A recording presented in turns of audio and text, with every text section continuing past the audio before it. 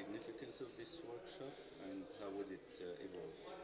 Well, the workshop is about restoring land. We know that our land is being degraded at a very high rate. Something like 12 million hectares are being lost from production every year. And we know the pressure on the land is increasing through climate change, through population growth, through people's diets changing to more animal protein, which means more land. And so we have to protect the land and intensify production on the existing land that's under production because we don't have too many more hectares of land to open up.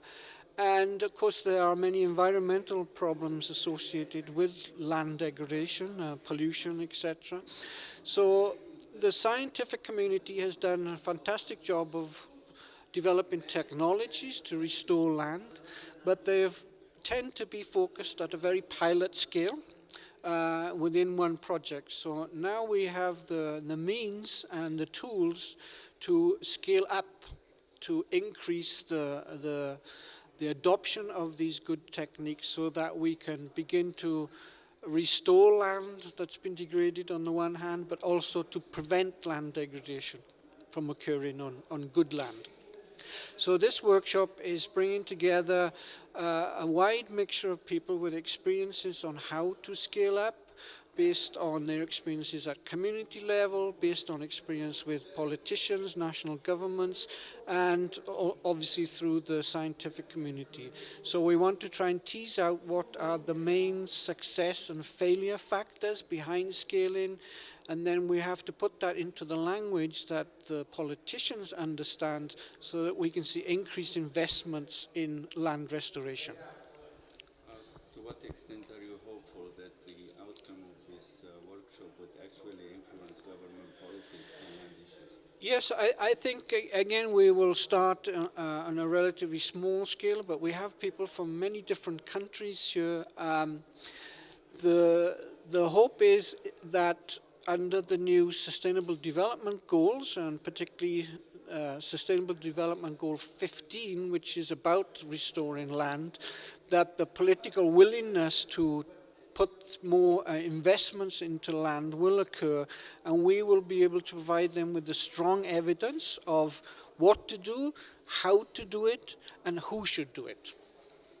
How would the outcome of this meeting or the land outlook have an impact on the issues related to climate change? Yes, they're very much linked. Land degradation is a cause of further climate change, but restoration of land can actually help mitigate climate change. So they're very much linked together, and also with biodiversity gains and loss. So by restoring the land into a good, productive state, we will be able to sequester more carbon from the environment, at the same time providing more food and energy for people. Why is the UNFCCC participating? They were invited, but there are, as always, plenty of other competing events going on. Yeah. But you are hopeful that a partnership, a global partnership, can be created around this?